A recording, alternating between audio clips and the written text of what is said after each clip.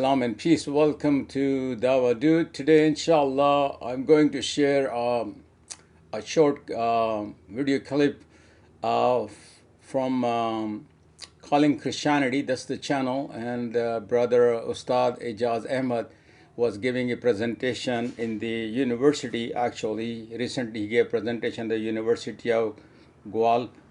Uh, and topic was actually preservation of the Quran and the Bible, but this short clip is regarding the conclusion part. I like to share it right now.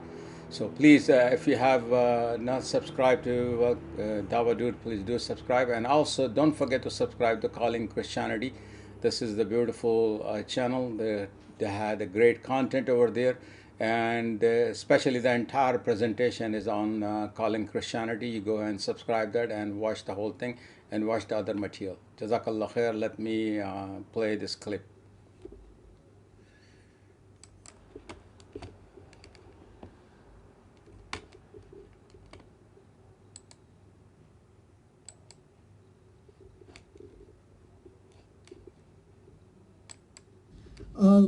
The Christians, when they have to reconstruct the New Testament, they used to have this letter system, A, B, C, and D. And for the variants in the New Testament, they will look at the manuscripts and they will try to restore what the original words were. So when they did that restoration, for each change that they have decided deserves to go into the Bible, they give it a rating. So A means that they were certain about it. Anything other than A, they're not certain about. So B, C, and D, let's add them up. If you're only certain about 8.7% of your scripture, then you are uncertain about the rest of it. Am I correct here? Or am I wrong? Right? So the letter B indicates that the text is almost certain. Do we believe in the Quran almost certainly or certainly? The letter C indicates that the committee had difficulty in deciding which variant to place in the text. The letter D indicates that the committee had great difficulty in arriving at a decision. So can you imagine, you sit down to recite your scripture, read from it, and the person who compiled it says, I'm not certain that those words are meant to go there. So let's add them up, B, C, and D. What's 32% at 48? I'm not good at maths, so I need some help. 80%? Okay, add 10%. 90%. So can you be 90% less certain about the Quran? Now, it would be one thing if I made up these numbers, but I didn't.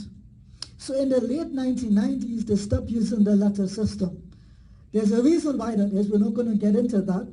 But this is the last published rating that we had, UBS 3, we're now at UBS 5, the 5th edition. And its comparative equivalent is the 28th edition Nestle Allen text. So 28 editions of the New Testament. These ratings, go show them to Christians. Do you have this for the Quran? Can we have this for the Quran? No. I just wanted to go through quickly one of the Asanid. Can anyone read this? Can you guys see this? Yep. Which isnad is this from? That's cheating. He knows Arabic. Anyone else? Anyone? It's at the very top. It tells you who the Imam is. Huh? Imam Hassan, correct. Who is in row A? From Allah subhanahu wa ta'ala to Jibril alayhi salam to Rasulullah sallallahu alayhi wa sallam. I don't know if you guys can see this. I can stand up, I'm not an old man. Whose name is mentioned here? Can anyone tell me? His name is mentioned here.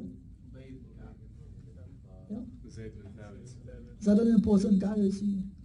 Very important, right? Compare the Quran twice. Ooh, this is the trick one. Who's this one? Again, he's again twice because they had some of the same students later on.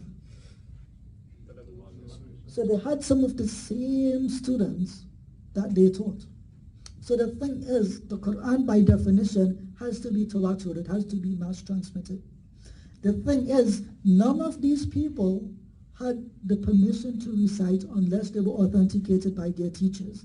And these are the asanid, and we have them for all of the recitations. This is the most popular one that we use today, but it doesn't have to be the only one. So the thing is, I have like a 600-page book that has all of these asanid, and they go through them in detail. So the thing is, I often ask Christians, can you give me this for your scripture, the Old or the New Testament? The answer is typically no. If it's a Jewish guy, then it's an anonymous rabbi who lived for a few hundred years, but different topic. So here's what we can conclude. This was not meant to be a class or a lecture, and I hope it was interesting, or at least it would provoke you to think about the Quran a bit more. But here are the two conclusions we can come to. Historically, the Quran can be traced century by century in complete manuscript form, we're ignoring the oral tradition, containing 100% of the written text from the early 7th century CE or 1st century of the Hijrah, around the year 622 CE. Historically, we cannot trace any of the New Testament writings to the 1st century CE, 2,000 years ago, in complete or partial manuscript form until the 4th century CE. In fact, the vast majority of the New Testament in its written form comes 300 to 400 years after the time of Jesus. It's called the Uncial manuscripts.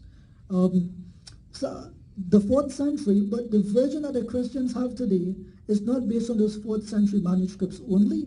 It includes variants from the 9th, 10th, and 11th century CE. And where they cannot find proper wording from their own thinking, they create their own wording and they insert it into the text. Right? It's called what's the word for it? An emendation, a change to improve. Now, they don't have any manuscript basis for it, but if they think the author meant something, but made a grammatical error or there's a copyist error, they will insert their own writing, and they call it a conjectural emendation. Conjecture without proof, emendation, change to improve. We can never do that to the Quran.